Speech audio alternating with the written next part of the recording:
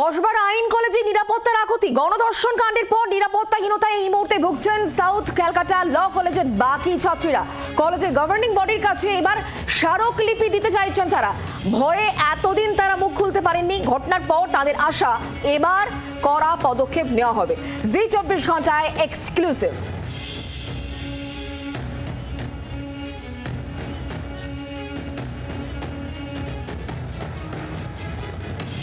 পরিচয় প্রকাশে অনিচ্ছুক সেদিনের ঘটনার পর আজই এসেছেন কলেজে, কারণ মাঝে শুক্রবার রথযাত্রা ছুটি ছিল, শনি রবিবার এই আইন কলেজ এমনিতেই বন্ধ থাকে। আজ সোমবার এসে কলেজের পাশে একটি নির্মীয়মান বাড়ির নিচে দাঁড়িয়ে রয়েছেন আইনের ছাত্রীরা। তারা বুঝতে পারছেন না আজকে কলেজে পঠন পাঠন হবে কিনা, তার থেকেও যেটা গুরুত্বপূর্ণ প্রশ্ন তাদের নিরাপত্তা। এত বড় ঘটনা ঘটলো, এরপর আবার কলেজ কতটা নিরাপদ বোধ করেন, কর্তৃপক্ষের আচরণ, মনোজিৎ তার আচরণ, এই পরিপ্রেক্ষিতে কতটা নিরাপদে এবার ক্লাস করতে পারবেন ভবিষ্যতে? দেখুন, এই নিরাপদের জন্যই আমাদের আজকে আসা। আমরা একটা নিজেদের দাবি নিয়ে এসেছি, একটা ডেপুটেশন নিয়ে এসেছি ম্যামকে দেওয়ার জন্য, আমাদের জিবির যে প্রেসিডেন্ট তাকে দেওয়ার জন্য, যাতে আমরা নিরাপদ ফিল করতে পারি। সেই জন্য ঘটনাটা ঘটে যাওয়ার পরে তো অনেক কিছুই ঢেলে সাজানো হয়, সিসিটিভি ক্যামেরা বসে, কলেজের সামনে পুলিশ দাঁড়ায়, র্যাব দাঁড়ায়, কিন্তু তার আগে নিত্যদিন যে এত বছর কলেজ করেছেন, নিরাপত্তাহীনতায় ভুগেছেন কখন? না, কোনোদিনও নয়। এই ঘটনা ঘটতে পারে এরকম কোনোদিনও কোনো আভাসও আমরা পাইনি। আমাদেরকে কোনোভাবে কোনোদিনও এইরকম সেন্সে ডিস্টার্বও করা হয়নি। সুতরাং এটাই আমার বক্তব্য। মনোজিৎ অবধারিতভাবে নামটা উঠেই আসে, তার আচরণ কি দেখেছেন? তার আচরণ বলতে, আমরা কলেজে পড়াশুনো করতে এসেছি, আমরা যাবতীয় ফেস্ট বা যাই হোক যাতেই আমরা পার্ট নিয়েছি, সব কিছুতেই আমরা এটাই দেখেছি যে উনি আছেন, আমরাও আছি। বলা হচ্ছে উনি টিএমসিপির আর অ্যাক্টিভ মেম্বার নন, তা সত্ত্বেও আপনারা বলছেন যে ফেস্ট সেটাও উনি অ্যারেঞ্জ করেন, কলেজ সেটাও ওনার দাপটের সঙ্গে উনিই চালান। তাহলে এই যে ওনার দাপট, অথচ উনি কোনো পদে নেই, এই ব্যাপারটা কোনোদিন অকওয়ার্ড লাগেনি?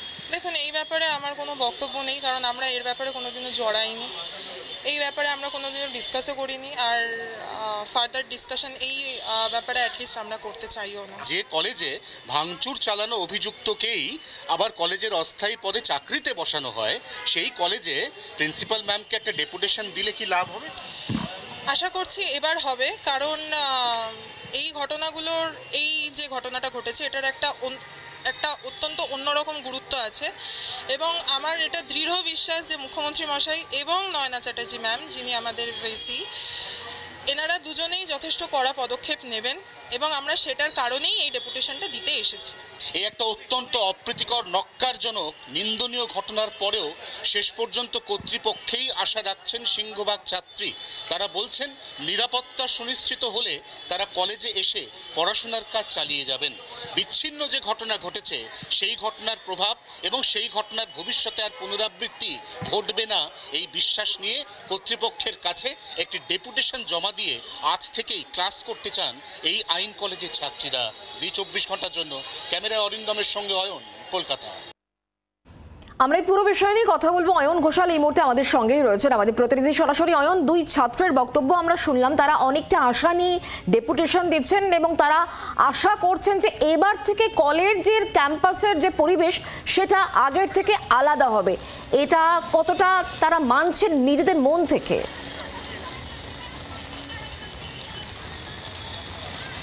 না, তারা তো আশা করবেনই, তারা তো ছাত্রী, তারা তো ভবিষ্যৎ, উজ্জ্বলতর ভবিষ্যতের সম্ভাবনায় হাই স্কুলের গণ্ডি অতিক্রম করে এই কলেজে ভর্তি হয়েছেন, ভবিষ্যতে আইনজীবী হিসেবে সমাজে প্রতিষ্ঠিত হবেন বলে। তারা ছাত্রী, তাদের নিরাপত্তা বারে বারে এখানে ব্রিচ হয়েছে। আমরা আমাদের সহকর্মী পিয়ালির একের পর এক প্রতিবেদনে দেখেছি যে মনোজিতের এই ধরনের কার্যকলাপ, এই ধরনের কুকীর্তি, এটা এই কলেজ বা কলেজের গণ্ডির বাইরে তো নতুন কিছু নয়, সে তো রিপিটেড অফেন্ডার। তা সত্ত্বেও এতদিন পর্যন্ত সবাই মুখ বুজে ছিল। কেন ছিল? সেটার কারণ দিনের আলোর মতো পরিষ্কার।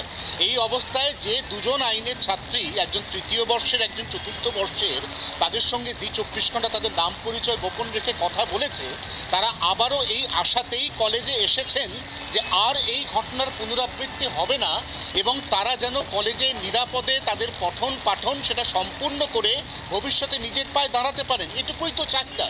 এই চাহিদাটুকু এই কলেজে পূরণ না হওয়াতে তারা একদিকে বিস্মিত, একদিকে ক্ষুব্ধ এবং একদিকে আতঙ্কিত। তারা তো বলছেন যে এখানে কোনো পদাধিকারে না থেকে যেভাবে ম্যাঙ্গো ওরফে মনোজিৎ মিশ্র একের পর এক প্রভাব নিজের খাটিয়ে গেছে, সে নিজেই ফেস্ট অর্গানাইজ করে, সে নিজেই সেখানে কালচারাল সেক্রেটারির ভূমিকায় অবতীর্ণ, সে নিজেই ঠিক করে দেয় কবে কোনটা হবে। এই যে দাপট, এই দাপটের কারণটা তাদের কাছে অজানা, কিন্তু এরপরে আর এই ঘটনার কলেজে নিরাপত্তা থাকবে এটাই স্বাভাবিক, সেক্ষেত্রে নিরাপত্তা সুনিশ্চিত করতে ভিসিকে ডেপুটেশন সেটাই বোধহয় এক্ষেত্রে ব্যতিক্রম হয়ে দাঁড়াচ্ছে। ধন্যবাদ অয়ন আমাদের সঙ্গে সরাসরি থাকার জন্য।